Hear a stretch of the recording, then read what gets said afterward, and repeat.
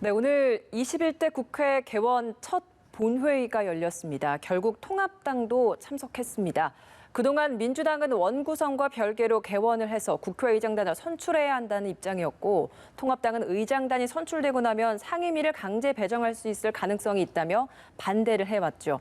이 관련 내용들을 오늘 전문가 두 분과 함께 짚어보도록 하겠습니다. 최창렬 용인대 통일대학원장, 김형준 명지대 교수 자리하셨습니다. 어서 오세요. 네, 저희가 앞서서 또 현장을 좀 보여드렸습니다. 21대 국회 첫 본회의 결국 법정 시한 안에 이렇게 법정 날짜에 열렸습니다. 굉장히 좀 의미는 있을 것 같은데 어쨌든 제1야당이 또 빠졌다는 부분도 아쉬움도 있는 것 같습니다. 열리긴 열렸는데 아까 이제 주호영 원내대표가 어떤 얘기를 하고 난 다음에 나갔단 말이에요. 예. 이게 정상적인 개헌이라고 보기가 어려운 거죠. 그리고 개헌이라는 건 의장과 국회의장과 국회 부의장 두 명을 선출하는 거거든요. 일단 네. 그래야지 의장단이 구성되는 거란 말이죠. 통합당이 이제 퇴장했으니까 일단 뭐 국회 부의장 야당 모습은 특히 이제 선출할 수가 없게 된 거죠. 그러니까 개헌은 한 건데 예. 이게 무슨 정상적인 이제 개헌이라고 보기가 어렵다. 그러니까 의장단이 구성이 안 된 거예요. 말하자면 개헌이 안 된 거죠. 사실상에 말하자면. 그러니까 이 개헌 국회법에 따른 임기 시작하고 7일에 이제 개헌해야 된다. 거기엔 맞췄는지 모르겠습니다만 그 개헌이라는 거는 국회의장단이 구성돼야 된다는 걸 얘기를 하는 거기 때문에 거기엔 부합하지 않는다는 말씀 드리고 예. 그래서 상임위원장 배분 문제가 걸려 있잖아요. 상임위원장을 민주당이 다 이제 가져가겠다라는 입장이고 사실 그런 예는 없었어요. 이제 원구성이 늦어진 경우는 뭐 거의 다 다반사였는데 상임위원장을 모두 독식한 경우는 제 기억으로는 거의 없거든요. 특히 민주화 이후에는. 그렇다면 이거는 통합당으로서는 반발할 수 있는 부분인데 이른바 책임 정치라는 것 때문에 이렇게 얘기를 하는데 이건 상임위원장은 상임위원장대로 배분 협상을 하고 아마 민주당도 상임위원장을 모두 가져간다는 것을 생각하기 어려울 거예요. 그렇죠. 왜냐하면 그러니까 협상 전략이다 이렇게 그럼요. 그리고 이제 생각하잖아요. 의석수가 177대 103이란 말이죠. 예. 게다가 특히 지역구 득표는 49대 40%라서 9% 차이밖에 안 나요. 그걸 잘 알고 있습니다, 민주당이. 따라서 통합당도 사실은 전 원구성에 개헌에 합의하고 의장단 선출한 다음에 그 상임위원장 배분 협상을 해 나갔으면 좋았었는데 네. 그렇게 되면 아까 리포트에 나온 것처럼 개헌이 되면은 이제 의장단이 구성되면 상임위원장을 강제 배분하면은 상임위원장을 민주당 뜻대로 독식할 거다라는 우려가 있는 거란 말이죠. 어쨌든 간에 많은 기대를 했었는데 그 기대는 반밖에 미치지 못했다 이렇게 생각이 됩니다. 예.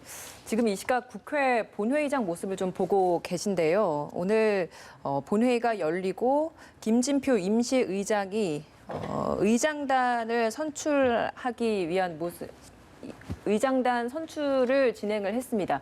그 후에 지금 표결이 진행되고 있는 모습이고요. 잠시 후에 의장으로 박병석 의원이 선출되고 나면 새롭게 의장석에 앉아서 진행봉을 드는 모습도 저희가 좀 함께 볼 수 있을 것 같습니다. 말씀을 드리는 것처럼 통합당은 참석은 했습니다만 반대 의사를 표시를 하고 다 같이 또 퇴장을 했습니다. 네. 개원을 했다라는 데는 의미는 있는데 교수님께서는 좀 어떻게 좀 평가를 하시겠습니까? 우리 대학에서는 3월 2일 되면 자동 개강하거든요. 네. 그거 가지고 학생, 교수, 교직원이 모여서 협상하지 않잖아요. 그런데 개원했다고 했는데 일부는 자리를 이석했다는 거는 뭔가 이상하잖아요. 어색하잖아요. 네네. 그런 면에서 봤을 때 21대 국회가 시작하는 시작부터 좀 이렇게 조짐은 별로 안 좋습니다. 한마디로 얘기해서 여당 리더십의 실패다라고 볼 수밖에 없어요. 왜냐하면 야당이 양보해야 된다는 것은 논리적으로 성립이 되지 않습니다.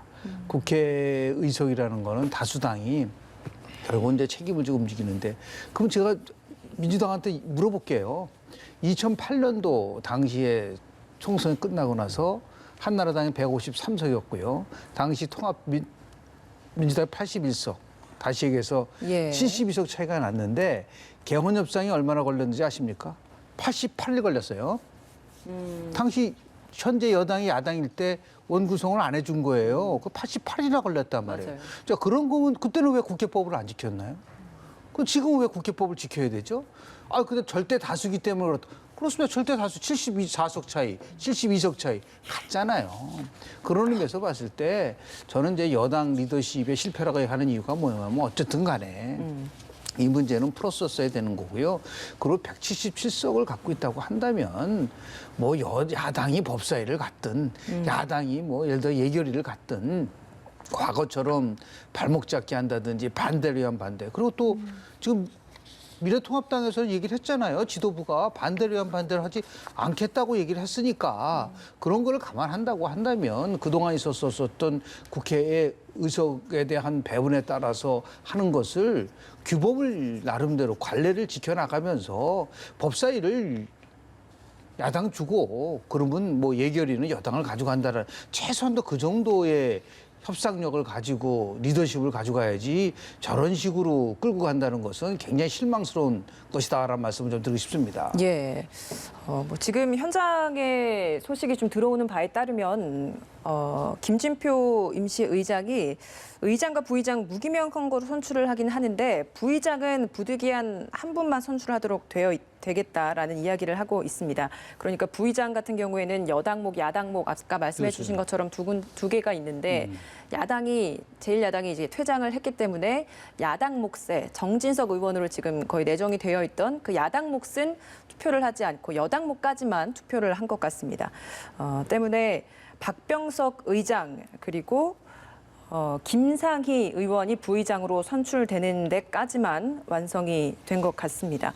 21대 국회, 일하는 국회의 모습을 좀 보여주겠다라는 게 여당의 가장 중요한 강조점이었던 것 같은데 그리고 관습을 끊어내겠다, 관례를 끊어내자, 나쁜 잘못된 관행은 끊어내겠다. 그러니까 법이 정한 시한 내에 뭐 제대로 이제 합의를 끌어내고 거기 절차대로 좀 시행을 하자라는 부분을 오늘 또 의사 진행 발언에서 강조를 하더라고요. 그러니까 그 부분에 대한 문제를 여당은 계속 강조하는 것 같아요. 아무튼 국회법에 따른 이제 그 개원 날짜를 지켜보자라는 게 뭐 다른 걸 다 떠나서 그게 사실 많은 사람들의 기대였고 예. 그런 공감대가 분명히 형성돼 있어요. 잠시만요. 저희가 예. 지금 김진표 임시의장이 발표를 하고 있는 것 같아서요. 현장 화면을 잠시 좀 보고 오겠습니다. 총 투표수 193표 중 191표를 얻은 박병석 의원이 국회법 제15조 제1항에 따라서 국회의장으로 당선되었음을 선포합니다.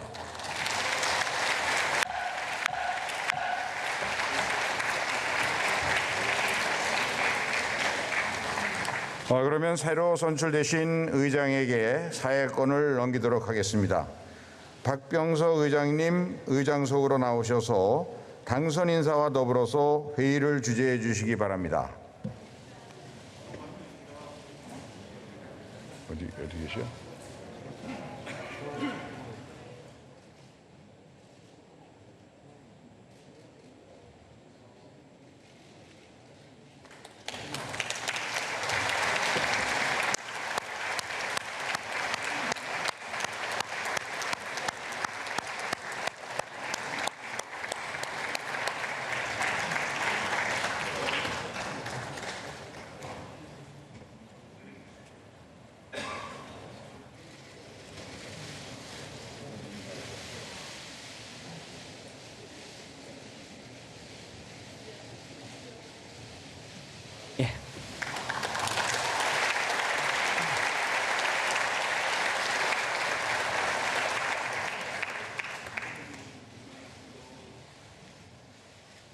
아쉬움 속에 출발한 21대 국회지만 우리 국회를 마칠 때 국민의 국회, 신뢰받는 국회를 만들 수 있도록 저와 여러분 함께 하십시다. 고맙습니다.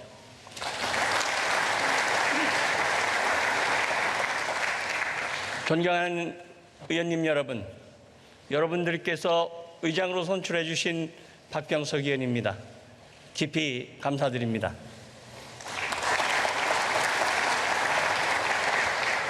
엄중한 시기에 마음이 참 무겁습니다. 학창시절 친구들이 제 집에 놀러 왔습니다. 꽤나 진지했던 친구들이었습니다. 제 아버님께 친구들이 이렇게 물었습니다. 병석이의 장단점이 무엇입니까? 저희 아버님이 이렇게 답변하셨습니다. 병석이는 장점은 없고 단점은 잠이 많은 것이 흠이다. 그렇습니다. 저는 잠이 많은 사람이었습니다. 그러나 요즘 잠을 이룰 수가 없습니다. 오랜만에 저를 본 의원님들께서도 좀 말랐네요 하시는 말씀들을 하십니다. 깜빡 잠이 들더라도 2-3시간 후면 잠이 깨집니다. 국가위기의 심각성, 민생의 절박함, 책임감이 온몸을 감싸옵니다. 코로나를 이긴 힘은 나눔과 배려, 대구시의 홍보 영상 문구입니다. 코로나 대응에서 보여준 세계 최고 수준의 국민의식과 대한민국의 민주주의 역량은 세계인들에게 깊은 인상을 남겼습니다. BTS를 비롯한 K-팝 열풍, 영화사를 새로 쓴 기생충의 쾌거, K-방역까지 이제 대한민국은 메이드 인 코리아를 넘어 문화와 의료 분야까지 새로운 세계를 선도하고 있습니다. 저는 의회주의자입니다. 소통을 으뜸으로 삼고 대화와 타협을 중시하는 정치인입니다. 매일 아침 기도를 하면서 국회의원은 국민의 대표이자 나라의 대표라는 본분을 가슴에 담고 늘 깨어 있으려고 노력해 왔습니다. 여당에 한 말씀 드리겠습니다. 2004년 열린우리당 시절 4대 개혁 입법을 일거에 추진하다 좌절되신 것을 잘 기억하실 겁니다. 압도적 다수를 만들어준 진정한 민의가 무엇인지 숙고하시기를 권고드립니다. 야당에도 말씀드리겠습니다. 2008년 가을 세계적 금융위기 당시 저는 야당의 정책의장이었습니다. 위기의 진원지였던 미국에서도 해결책을 말하지 못해 혼란 속에 빠져 있었습니다.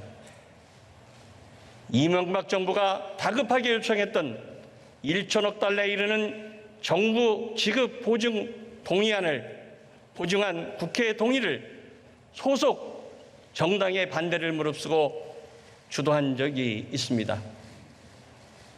금융시장의 안정을 깨우고자 최단 시간 내에 결단을 내렸습니다. 당의 입장보다 국익이 우선한다는 신념을 실천했습니다. 정부의 책임을 묻지 않았다며 저희 당에서조차 저에 대한 비판도 높았습니다. 그러나 국민들은 당의 입장보다 국익을 위해 결단했던 야당, 그런 야당에게 더 큰 박수를 보내주셨다는 사실을 강조드리겠습니다.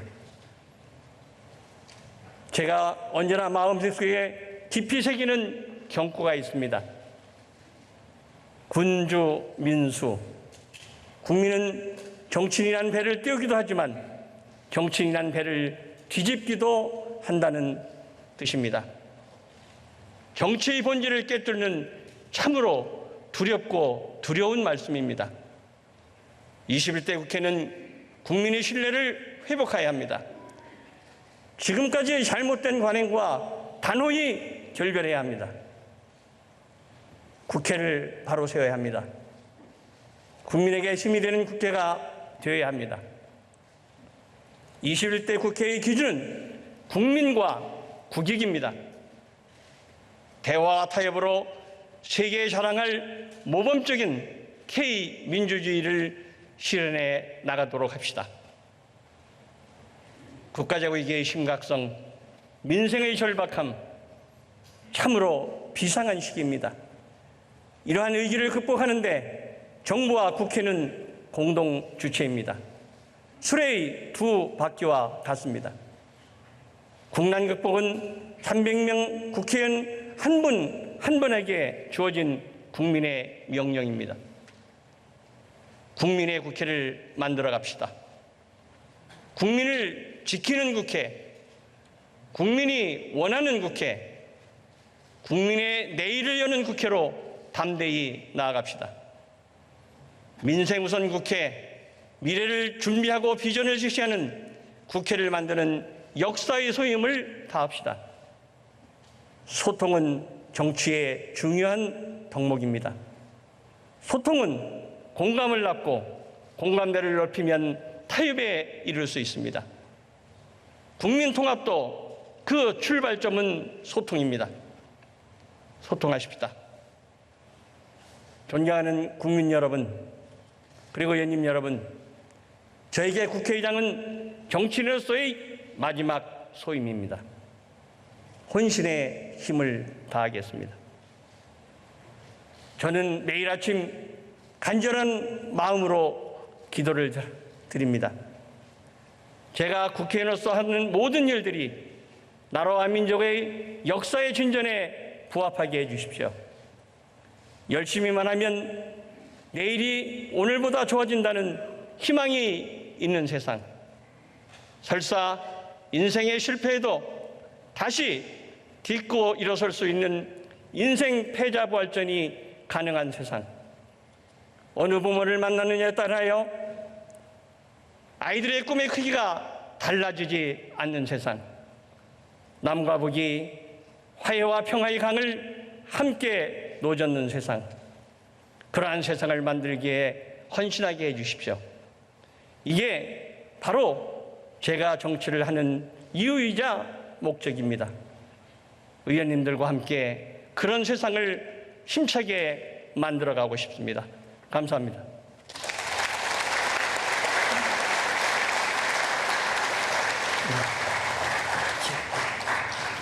그러면 국회 부의장 선거를 실시하도록 하겠습니다.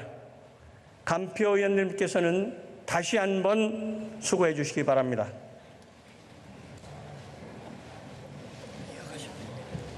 열리면 되죠? 네, 새롭게 박병석 의원이 국회의장으로 선출됐습니다. 첫 발언까지 함께 들어보셨는데요. 시작 멘트가 아쉬움 속에서 출발한 21대 국회다라는 이야기를 했습니다. 아무래도 통합당이 빠진 그 부분에 대한 아쉬움을 표현한 것 같은데요. 나는 의회주의자다라고 이야기를 하면서 대화와 타협을 중시하겠다라고 밝혔습니다. 국민의 국회를 만들자라는 이야기를 했어요. 좀 앞으로 21대 국회 어떻게 좀 전망을 하시나요? 저 화면 보면서 아주 낯익은 장면이 항상 아니지만 한쪽이 비어 있어요, 이렇게. 통합당 또 나왔습니다, 지금. 21대 국회는 제가 아까도 말씀드린 것처럼 적어도 생각이 다르더라도 민주주의라는 게 기본적으로 생각이 다른 걸 인정하는 거잖아요. 근데 여전히 또 첫날부터 어쨌든 통합당은 원내대표가 얘기한다면 나갔단 말이에요.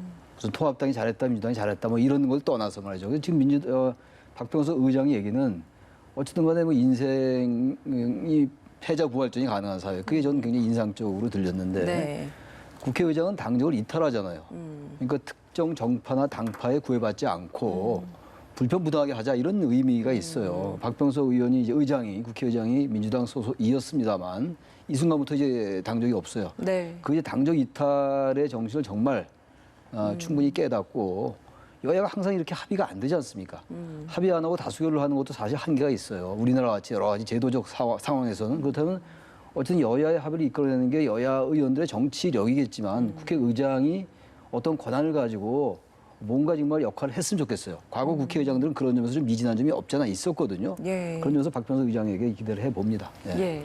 지금 모습은 부의장을 선출을 하기 위해서 표결 절차에 들어간 그런 모습인 것 같습니다. 교수님께서는 첫 국회의장을 선출되고 나서의 그 발언 좀 어떻게 들으셨나요? 역대 국회의장과 이번에 선출된 박병석 국회의장의 취임사 내용을 빅데이터 분석하면요. 항상 네네. 세 가지가 나와요.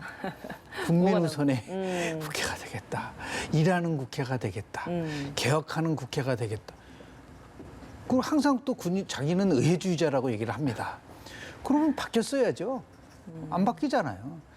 예를 들어서 정말 협치를 강조한다면 어떠한 경우라도 내가 국회의장으로 있는 이상 야당과 여당이 협치하는 부분을 내가 책임지고 이끌어 가겠다든지 뭐 이렇게 얘기해야 되는데 뭐 그렇게 뭐 소통에 대한 얘기만 했지 실제로 어떻게 해야 될 것이냐에 대한 부분들은 없어서 좀 아쉬운 면이 좀 있다라는 생각이 좀 들고요. 네. 그리고 국회라는 것은 국민을 대표하는 기관이잖아요.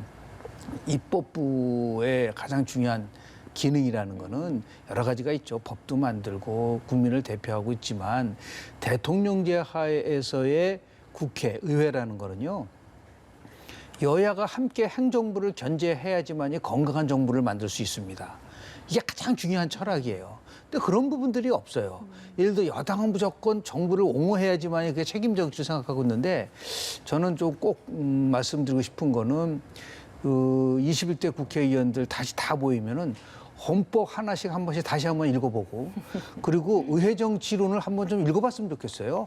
도대체 의회가 뭐 하는 곳인지에 대해서 그런 거 없이 그냥 뭐 어떤 순간에는 그냥 저 사람이 국회의원지 함량 비달의 국회의원들이 와서 마치 면책 특권이 있는 것처럼 별소리 다 하는 그게 국회의원이 아니에요. 그러니까 공부를 좀 제대로 좀 해라. 국회의원이 대표라는 게 무엇인지에 대한 나름대로의 인식과 그리고 정확한 이해가 좀 필요하지 않을까라는 생각을 좀 합니다.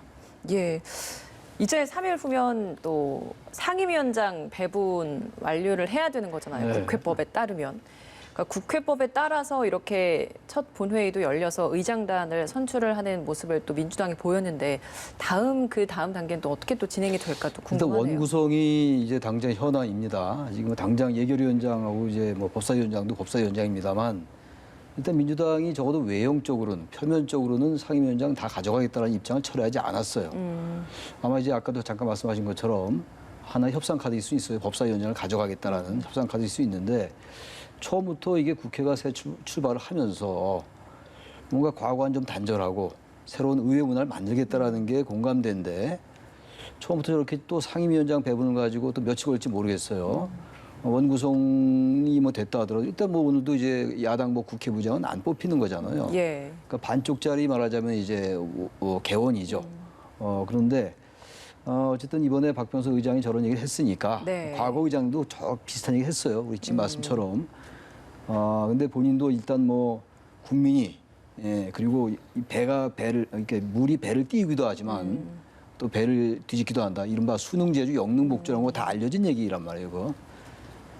그렇게 정말 생각해서 국민이 의회에 대해서 불신할 수 있다. 지금 국민소환제도에 대한 논의가 많이 있잖아요. 그걸 도입하자. 뭐 어려운 측면이 있다 하더라도 그런 측면에서 국회의장이 최대한 정치를 발휘해가지고 상임위원회 구성에 있어서 너무 오래 가지 않았으면 좋겠다. 이게 평균 뭐 13대부터 20대까지 41일인가 걸렸다고 그래요. 근데 이번에 또 그렇게 되면 안 되죠. 그러니까 일단 거대 의석을 가졌으니까 여당이 호용적 자세를 취하고 통합당도 최대한 양보해서 법사위원장을 뭐 임기 전방위 후방위 나누든지 아까 말씀처럼 예결위원장 법사위원장을 여야가 하나씩 나눠 갔든지 이렇게 해야지 저거를 가지고 계속 싸우면 이제 똑같아지는 거예요. 다시 도돌이표로 가는 것이기 때문에 제가 그러지 말아달라는 부탁밖에 할 말씀이 없습니다. 예. 국회법에 따라서 본회의 열어야 된다고 얘기를 하잖아요. 진짜 국회법 제대로 읽어봤나요? 대한민국 국회법에 의하면은 88년도 13대 국회의회에서요. 모든 국회 일정은 여야 원내 교섭단체의 협의에 의해서 이루어진다고 돼 있어요. 근데 그 국회법을 왜 안 지키죠? 자신들에게 필요한 법만 발췌하는 거는 그거는 국회법을 따라가는 것은 아니다. 자신들이 야당했을 때 생각을 좀 해보라는 말씀을 좀 드리고 싶고요. 그럼 뭐 지금 뭐 여당 몫의 국회의장만 왜 뽑아요? 부의장만? 아예 다 뽑아버리지. 의석이 다 많은데. 그러면 되잖아요. 그렇게 안 하잖아요. 왜냐하면 야당 몫을 줬기 때문에 지금 한 사람만 뽑는 거잖아요. 그런 논리라면 다 뽑아가지고 가져가면 되는 거예요. 그런 의미에서 봤을 때 국회법에서의 정신을 잘 지켜나가면 좋겠고요. 또 하나는 지금 3차 추경을 지금 정부가 하고 있으면 얼마나 중요한 사항입니까? 예. 이럴 때는 빨리 여당이 이 부분에 대해서 용단을 내려서 국회를 정상화시키는 작업을 해야지 자꾸만 야당한테 양보하라고 한다는 거는 그 여당답지 못하고 여당이 오히려 그거는 횡포를 부릴 수도 있는 부분들도 있기 때문에 조심해야 될 필요가 있습니다. 예. 3일 남았는데요. 빨리 이 부분 협상을 완성시켜서 좀 국민들에게 희망을 줄 수 있는 21대 국회가 됐으면 좋겠다라는 말씀을 좀 드립니다. 네, 알겠습니다. 오늘 두 분 말씀 여기서 마무리 짓겠습니다. 최창렬 용인대 통일대학원장, 김형준 명지대 교수였습니다. 고맙습니다. 네, 고맙습니다.